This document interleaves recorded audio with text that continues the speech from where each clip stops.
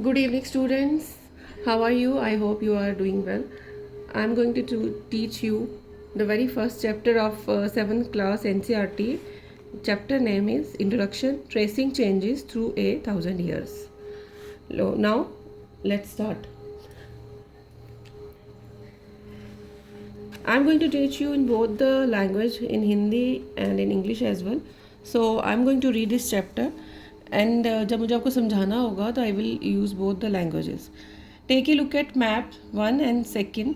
Map 1 was made in 1154 CE by the Arab geographer Al-Idrasi. Write his name. It's very important.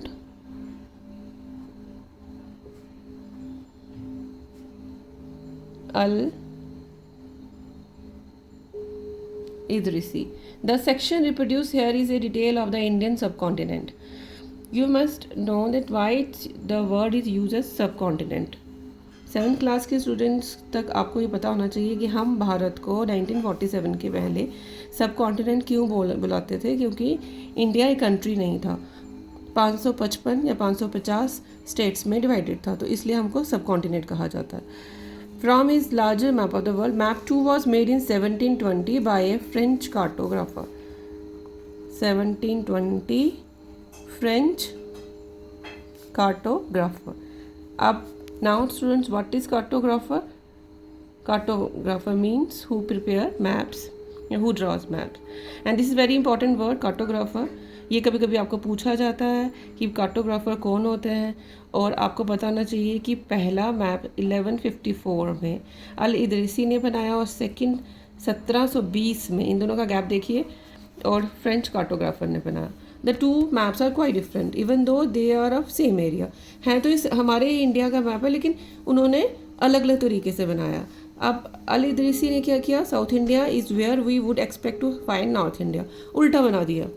कि जो आप map को देखिए आपको ये लगेगा कि ये उसने बना दिया श्रीलंका, और ये उसने नीचे का ये ऐसे उल्टा चल रहा है मैप. ये श्रीलंका है, ये साउथ है, ऐसे ऊपर ऊपर आते आते हमारा सेंट्रल इंडिया, फिर इंडिया नॉर्थ इंडिया आ जाएगा.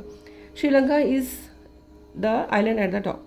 Place names are marked in Arabic. वो ऑब्वियस है, वो अरब का था, तो उसने अरेबिक लैंग्वेज यूज़ की गई है, यहाँ लिखा हुआ है अरेबिक लैंग्वेज में, आप थोड़ा सा देख लीजिएगा.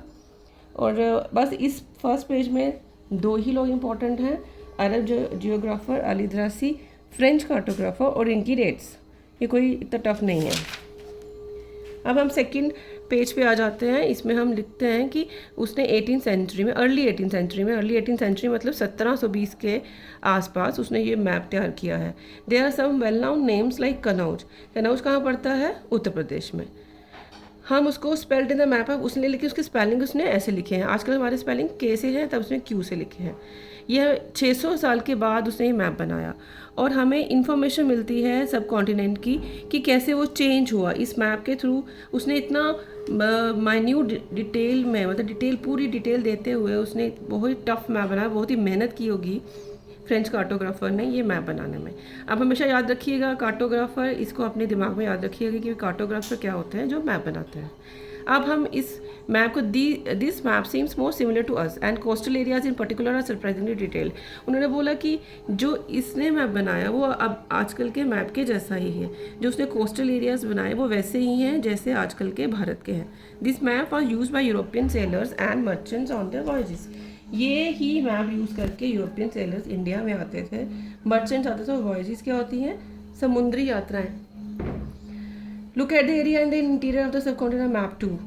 हम यहाँ देखते हैं कि रिवर गंगा कहाँ पे है, हम यहाँ कोस्टल एरियाज कहाँ पे हैं. आप देख लीजिए, what do you think there is a difference in the level of detail accuracy between the coastal and the inland areas in this map. In this, ये जो इसने मैप बनाया है, इसने इतनी बारीकी शो की है कि एक एक एरिया को उसने मार्क किया हुआ है, कोस्टल एरियाज को भी उसने मार्क करके बनाया. Equally important is the fact that the science of cartography deferred in 2 periods. अब हमें यहाँ क्या पता चलता है कि 1154 में कार्टोग्राफर ने कैसे मैप बनाया था, और 1720 में कार्टोग्राफर ने कैसे मैप बनाया था. अब आता है न्यू एंड ओल्ड टर्मिनोलॉजीज मतलब कि हम समय के साथ कैसे शब्दावली बदल जाती है. जैसे आजकल के बच्चे जो हम बोलते हैं जेन जी, वो क्या शब्द यूज़ करते हैं वो हम लोगों को इतनी समझ नहीं आती। तो ऐसे ही कुछ समय के साथ कुछ कुछ शब्द अपने आप बदल जाते हैं। If this context in which information is produce changes with time, time के साथ चेंजेस आती हैं लैंग्वेज में, उनके मीनिंग्स में। Historical records exist in variety of languages. हमें तो हिस्टोरिकल रिकॉर्ड्स, मैंने आपको ये बोला कि ये जो फर्स्ट चैप्टर है this is about historical records, जहाँ से हमें हिस्ट्री का पता चलता है। जैसे आपने किसी चीज़ को जानना हो तो आप क्या करते हैं, गूगल करते हैं, यूट्यूब पे जाते हैं, किताबें पढ़ते हैं। तो उस समय तो ये सब चीज़ें नहीं थी, तो हम हिस्टोरिकल रिकॉर्ड्स में जाते हैं। हम मैप्स को देखेंगे, हम इंस्क्रिप्शंस को देखेंगे, मैन्युस्क्रिप्ट्स को देखेंगे। जो बाहर के लोग हमारे यहाँ घूमने आते थे, हमारे लोग बाहर घूमने जाते थे, उनकी किताबों को पढ़ेंगे। ये वही सब चीज़ें हैं। उन्होंने बोला कि medieval Persian for example is different from modern Persian. Medieval Persian जो मिडल इंडिया, जो मिडल एज है, जो मिडल एज है, not middle India, middle age है, वो आजकल के पर्शियन तब डिफरेंट है। Difference is not just with regard to the grammar और वोकैबुलरी की बात नहीं कर रहे हैं वो। The meanings of word also change over time. कुछ शब्दों का अर्थ बदल गया टाइम के साथ। Take the term Hindustan for example, today we understand it as India. पहले हम हिंदुस्तान यूज़ करते थे, वो लोग हिंदुस्तान बोलते थे, हिंदुस्तान। आजकल हम क्या बोलते हैं, India, Bharat. The modern nation state, when the term was used in the 13th century by Minhaj Siraj. ये हमारे हिस्ट्री में, हमारी मेडिवल हिस्ट्री में बहुत ही इम्पोर्टेंट नाम है। इसको आप लोगों ने दिल से याद रखना है। ये हमारा पहला हिस्टोरियन हम ये कह सकते हैं, मतलब पहला हिस्टोरियन नहीं कह सकते, आप इसको याद रखिएगा। इससे बहुत सारी किताबें लिखी हैं और हम इनकी किताबों से हम बहुत सारी बातों का हमें पता चलता है। मैं आप कभी अभी जो मैं नेक्स्ट वीडियो बनाऊंगी मैं इसमें बताऊंगी इन्होंने कौन कौन सी बुक्स लिखी है, लेकिन वो 7th क्लास के बच्चों के लिए इतना इंपॉर्टेंट नहीं है, इतना deeply. A chronicler who wrote in Persian, वो किस में लिखते थे, पर्शियन। बस आपने याद रखना है कि वो पर्शियन में लिखते थे। He meant the areas of Punjab, Haryana and lands between the Ganga and the Yamuna. He use the term in political sense for lands they was a part of the dominions of the Delhi Sultanat. ये दिल्ली सुल्तानों के टाइम पे थे, हम जिसे हम दिल्ली सल्तनत कहते हैं। दिल्ली सल्तनत के टाइम पे ये इंडिया में रहते थे और ये अपनी बहुत सारी किसमें लिखते किताबें, पर्शियन भाषा में लिखते थे। He use the term in political sense for land that were a part of the dominion Delhi sultan. The areas include in this term shifted with the extent of the Sultanat, but the term never include south India. By contrast in the early 16th century, अब हम इसे मिनाजुल सिराज तो हम कह सकते हैं जैसे 1193 के बाद दिल्ली सल्तनत शुरू हो जाती है और 1526 के बाद हमारे क्या शुरू हो जाता है, मुग़ल पीरियड शुरू हो जाता है। तो जब अर्ली 16th सेंचुरी में 1526 में जब बाबर ने यहाँ पे स्थापना की अपने मुग़ल साम्राज्य की, तो यहाँ पे Babur use Hindustan to describe the geography. Babur ने भी बहुत सारी किताबें लिखी है, उसका बाबरनामा बहुत ही फेमस है।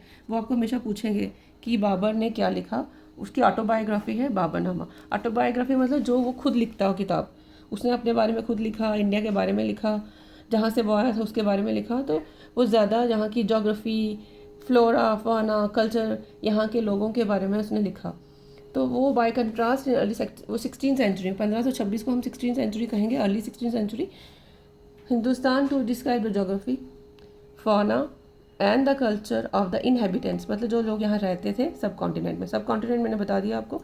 As we will see later in this chapter this was something similar to the way the 14th century poet Amir Khusro use the word Hind. अब ये 14th सेंचुरी, ये 16th सेंचुरी की बात हो रही है। 14th सेंचुरी में एक बहुत ही फेमस पोइट हुए अमीर खुसरो, जिनकी किताबें बहुत ही शौकिया तरीके से पढ़ी जाती हैं। उन्होंने बहुत सारी किताबें लिखी हैं और अमीर खुसरो बहुत ही इम्पॉर्टेंट हैं हिस्ट्री को जानने के लिए। यूज द वर्ड हिंद, वो हिंद बोलते थे। While the idea of the geographical the culture entity like India did exist, the term Hindustan did not carry the political and the national meanings which we associate with it today. Historians today had to be careful about the terms they use because they meant different things in the past. Take for example a simple term like foreigner. अब हम यहाँ term आता है foreigner, आजकल अभी कोई foreigner आएगा तो हम कहेंगे भैया फॉरेनर मतलब वो दूसरी कंट्री से आया है, लेकिन मैं आपको बता चुकी हूँ कि उस समय फॉरेनर उसको कहा जाता था क्योंकि यहाँ पे हमारा भारत बहुत सारे छोटी छोटी स्टेट्स में डिवाइडेड था। स्टेट्स में कंट्री लगा लीजिए, क्योंकि हर एक राजा अपने राज्य को कंट्री बोलता था। तो जो एक दूसरे राज्य से भी हमारे राज्य में आएगा तो हम उसको फॉरेनर कहेंगे। आजकल की तरह नहीं है जैसे कोई फॉरेन से आया जी, कोई अमेरिका से आ रहा है, लंदन से आ रहा है, श्रीलंका से फॉरेनर नहीं। अगर सपोज हम यूपी में रहते हैं तो कोई एमपी का व्यक्ति भी हमारे घर आता है तो हमारे एरिया में आता है तो हम कहेंगे भैया ये फॉरेनर है। इसलिए उस समय फॉरेनर वर्ड यूज़ किया जाता था, use to mean someone who is not an Indian, क्योंकि इंडियन की परिभाषा नहीं थी। It medieval period foreigner was any stranger who appeared say in given village, someone who was not a part of that society and culture। मतलब कि जैसे हम लोग अब हम कहें कि मैं मालवा में रहती हूँ, मैं मालवा की बहुत बड़ा मैं राजा हूँ, तो वहाँ पे अगर सपोज़ कोई साउथ इंडिया से आता है, नॉर्थ इंडिया से आता है, या कनौज से आ गया या फिर दूसरे स्थान से आ गया, तो हम ये कहेंगे कि भैया ये फॉरेनर है, क्योंकि वो हमारे कल्चर का नहीं है, हमारी सोसाइटी का नहीं है और वो दूसरे एरिया से है। तो हम उसको अजनबी भी बोलते थे, परदेसी, अजनबी, ये दो वर्ड्स यूज़ किए जाते थे। A city dweller therefore might have regarded a forest dweller as a foreigner.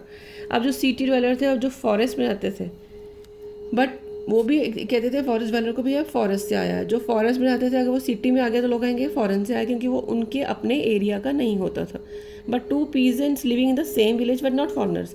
अगर दो पीजेंट सेम विलेज में रह रहे, सेम गांव में रह रहे हैं और उनका राजा एक है, तो वो फॉरेनर्स नहीं हुए, वो तो एक गांव के लोग हो गए। Even though they may had different religious और कास्ट बैकग्राउंड, उनके हाँ रिलीजन अलग, रिलीजियस बैकग्राउंड उनकी अलग हो सकती है, उनकी कास्ट अलग हो सकती है, लेकिन वो दोनों फॉरेनर्स नहीं हुए। मैंने आपको बोला कि सब कॉन्टिनेंट है, इंडिया सब कॉन्टिनेंट था, एक पूरा एक नेशन नहीं था। जब नेशन नहीं था तो आप समझ लीजिए कि जैसे पूरा विश्व डिवाइडेड है आजकल छोटी छोटी कंट्रीज़ में, वैसे इंडिया के अंदर भी बहुत सारी छोटी छोटी कंट्रीज़ रूल किया करती थी। उनको राजा अपनी अपनी कंट्री बोलते थे, इसलिए कोई भी एक व्यक्ति दूसरे के राज्य में जाएगा तो वो कहेंगे भैया ये फॉरेनर है, ये हमारे एरिया का नहीं है। हिस्टोरियंस एंड देयर सोर्सेज, यही चैप्टर है कि भैया ये हिस्टोरियंस और देयर सोर्सेज, हमें हिस्टोरियंस और उनके सोर्सेज, हमें हम हिस्ट्री क्रिएट करते हैं। जैसे आपने कुछ जानना होता है तो आप सोर्सेज देखते हो, भैया सोर्सेज क्या हैं, तो वैसे ही हम हिस्टोरियंस, उनके सोर्सेज, उन्होंने क्या लिखा, क्या किताबें लिखी, उनकी क्या समझ थी, वो है। Historians use different types of sources to learn about the past depending upon the period of the study and the nature of the investigation। अब बहुत सारे लोग होते हैं, इनको हिस्ट्री लिखने का अपना एक शौक होता है, उस समय भी थे। और उनके राजा, जैसे एक राजा था, जैसे आप अकबर की एग्जांपल ले लीजिए। अब अकबर कहेगा कि वो बहुत बड़ा राजा था, वो सोचेगा कि भैया मैं अपनी हिस्ट्री लिख के जाऊँ कि मैंने क्या क्या काम किए। या उसके टाइम पे बहुत सारे हिस्टोरियंस होंगे, बहुत सारे राइटर्स होंगे, कवि होंगे, तो वो अपने तरीके से हिस्ट्री लिखेंगे। जब वो अपने तरीके से हिस्ट्री लिखेंगे तो भैया इन्वेस्टिगेशन करेंगे, ऐसे कैसे लिख देंगे, वो जगह जगह से सोर्सेज कलेक्ट करेंगे, एक दूसरे की किताबें पढ़ेंगे कि भैया उसने क्या लिखा है, बाबर ने क्या लिखा था, मिराज उस सिराज ने क्या लिखा, अमीर खुसरो ने क्या लिखा। Last year for example you read about rulers of the Gupta dynasty and Harshavardhana. In this book we will read about the following 1000 years from रफली 700 to 750। आपने 6th क्लास में गुप्ता डायनेस्टी और हर्षवर्धन के बारे में पढ़ा होगा। हर्षवर्धन जो है वो 642 के अराउंड है। तो उनके बाद उन्होंने बोला कि ये जो आप किताब पढ़ रहे हैं ये 700 CE से लेके 1750 CE तक है।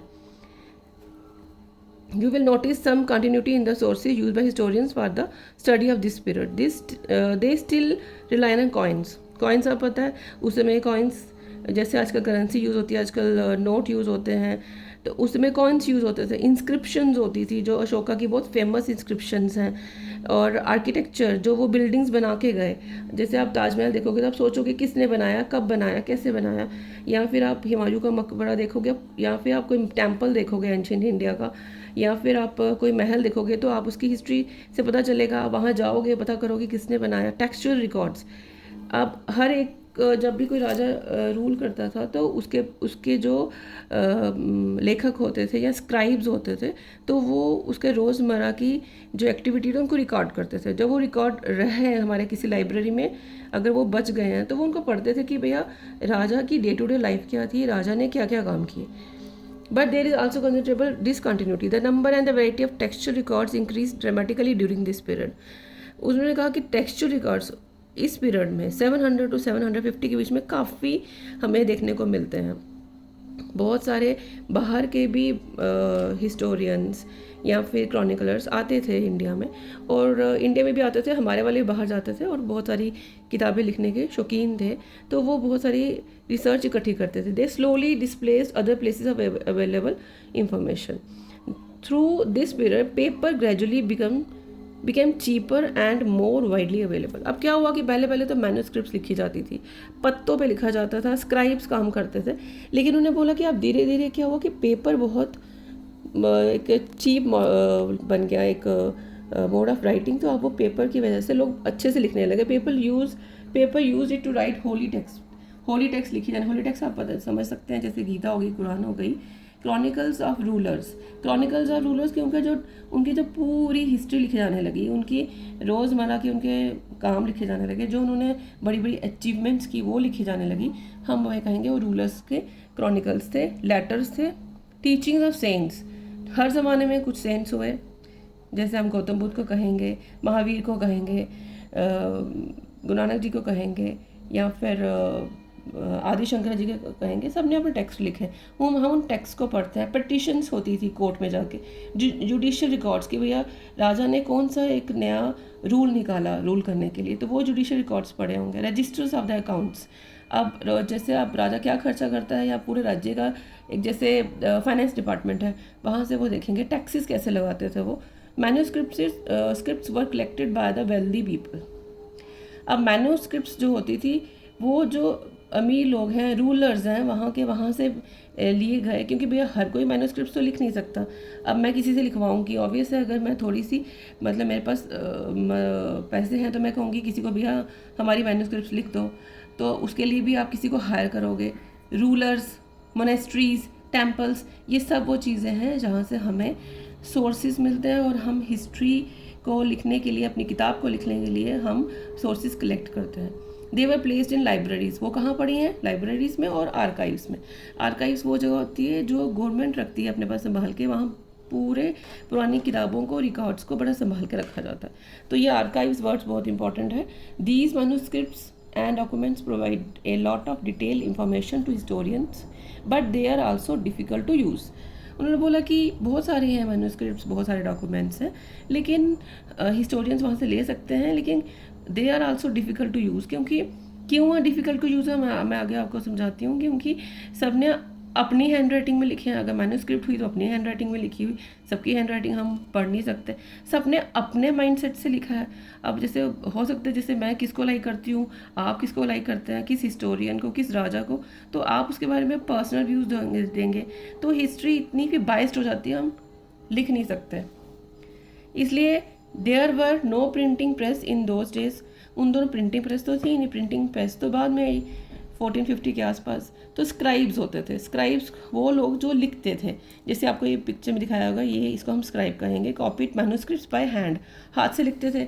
If you have a copy, ever copied A friends homework, आपके पास किसी फ्रेंड की आती है कॉपी, तो आपको सारी तो समझ नहीं आता इसने लिखा क्या है, तो हमें भी भैया स्क्राइब की भाषा समझ कैसे आएगी. Sometimes you can't read your friends hand writing and are forced to guess what is written. As a result, there are small but significant differences in your copy of your friend's work. तो क्या होगा, जैसे आप example दिया, आप दोस्त की copy लाते हो, आपको समझ नहीं आई उसने क्या लिखा है, तो उस शब्द को आप अपने तरीके से तोड़ मोड़ के लिख दोगे. इसी तरह अगर हम किसी मैन्युस्क्रिप्ट को पढ़ते हैं, कुछ समझ नहीं आता, तो हो सकता है वो हिस्टोरियंस इसको अपने ढंग से लिख डालते हो. As scribes copied manuscripts, they also introduce and small changes, इधर उधर की चेंजेस हो जाती थी. वर्ड यहाँ वहाँ का हो जाता था, word here a sentence there. These small differences grew over centuries of copying until manuscripts of the same text became substantially different from one another. This is a serious problem because we rarely find the original manuscript of the author today. We are totally dependent upon the copies made by the later scribes. अब जिसने main, अगर किसी ने main वो document लिखा है जो main scribe था, अब उसको कॉपी करते करते करते हमारे पास वो कॉपी पहुंची कि जो मेन स्क्राइब ने नहीं लिखी, तो वो जो धीरे धीरे चेंजेस होती गई. क्योंकि अगर मुझे समझ नहीं आया, मैं अपने ढंग से लिख दूंगी, जो मेरे को कॉपी करेगा वो अपने ढंग से लिख देगा. As a result, historians have to read different manuscripts, versions of the same text to guess what the author had originally written. तो वो अब जो जैसे मैंने एक हिस्ट्री क्रिएट करनी है, सपोज मैंने सोचना है कि मैं अलाउद्दीन खिलजी के बारे में लिखूँ, तो मैं 10-12 मैन्यूस्क्रिप्ट्स को पढ़ूंगी, तो फिर मुझे प्रॉब्लम होगी कि कुछ लिखने के लिए मुझे काफ़ी सारा रिसर्च करना पड़ेगा. On occasion authors revise their chronicles at different times. 14th century chronicler है एक Ziauddin Barni, wrote his chronicle first in 1356. अब ये बर्नी का नाम याद रखिए, Barni is also very important.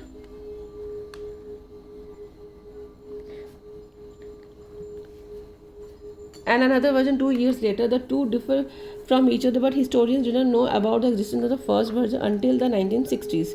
It remained lost in large library collections. तो इन्होंने जो उस समय क्रॉनिकल लिखे, तो हमें जो 1356 में मिले, तो 2 साल बाद इन्होंने एक और अनदर वर्जन हमें मिला. तो इन्होंने कहा कि इन दोनों में क्या था, the two differ from each other, दोनों ना एक दूसरे से डिफरेंट है. तो हिस्टोरियंस को बहुत मुश्किल हुई लिखने के लिए. 1960 में उनको मिला होगा, तो भैया, और it remain lost in large library collections. तो उस समय हमारे इंडिया में बहुत सारी चेंजेस आई. आप जानते हैं कि पहले मुगल्स थे, फिर ब्रिटिशर्स आए, तो ये चीज़ें इतनी रिकॉर्ड मेंटेन नहीं रहा. तो उस हिसाब से हमें क्या होता है, हमें जब कुछ भी हिस्ट्री क्रिएट करनी होती है, तो हमें प्रॉब्लम होती है कि ओरिजिनल जो क्रॉनिकल है वो कहाँ पड़ा है, किस क्रॉनिकलर ने कैसी हिस्ट्री लिखी थी.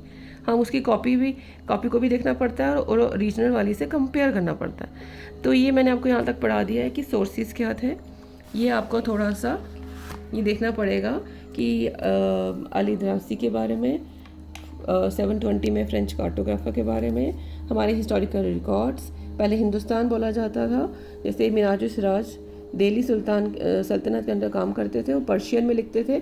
बाबर ने बाबरनामा लिखी 1526 में. उसके बाद ज़ियाउद्दीन बर्नी आते हैं. ज़ियाउद्दीन बर्नी 1356 के अराउंड काम करते हैं, और ये सभी क्रॉनिकलर हैं जो अपने टाइम पे लिखा करते थे अपने राजाओं के बारे में. और अमीर खुसरो को याद रखिएगा, फॉरनर वर्ड याद रखिएगा. Thank you. अभी हम नेक्स्ट वीडियो में पढ़ेंगे इसके आगे. आप तब तक इसको रिवाइज़ कीजिएगा, और कोई भी प्रॉब्लम है तो आप मुझे कमेंट करके बता सकते हैं. Thank you so much. Have a nice day.